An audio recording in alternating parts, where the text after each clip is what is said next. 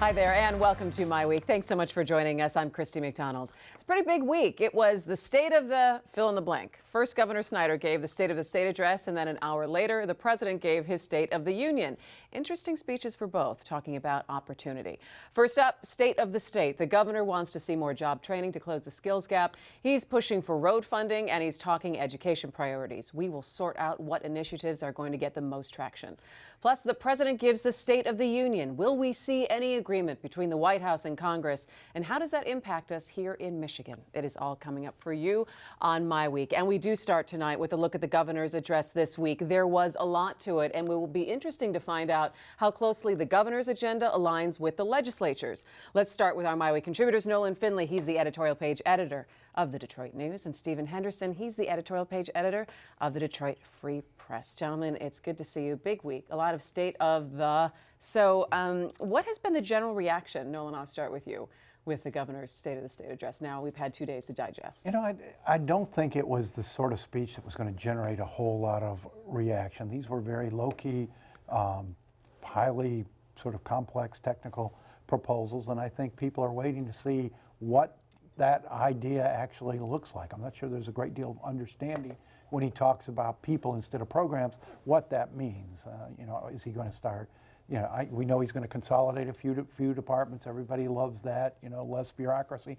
But is he going to start blowing up programs and replacing them wholesale? Or, you know, what does it actually look like? What was your overall impression, Stephen, in terms of also tone?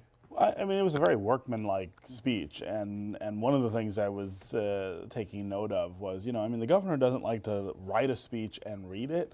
He likes to sort of make notes in an outline and then sort of fill in the blanks. And I can remember the first couple times he did it, those were terrible speeches. They were sort of wandering, and he seemed unsure of himself. Tuesday night, he did very well with it. I mean, he's sort of come into his own with that form.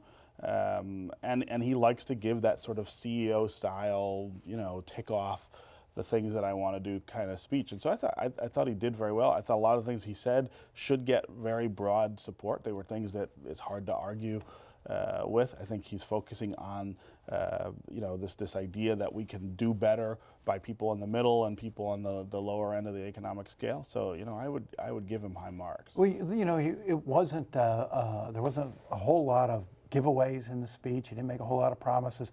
It was pretty realistic. These are things we can get past and we should do to make government more efficient and make service delivery more effective to the customers. And, you know, I think that's just good, solid leadership. That's good, solid governing. He didn't go all pie in the sky and say we're going to, you know, do this great big expensive thing and that he knows we don't have money for. Do you think people appreciate that, Stephen? I think they do, but I also think that a lot of people are scratching their heads a little bit because it was such a sort of technical speech. They're not sure what all of the sort of personal ramifications of this thing, of these ideas mean. For instance, he said we have 140 programs in social and human services and we need fewer. Well, what is that? What are the programs that he's talking about, and which ones does he think we can get rid of? And if you're a state employee, you're also thinking, all right, how does this impact where I am too? And it sounded almost like this sort of a concierge service for delivering, you know, social benefits. You got a one-stop shop where you go in and say, this is what I need, and they take something from here and something from there and something from over.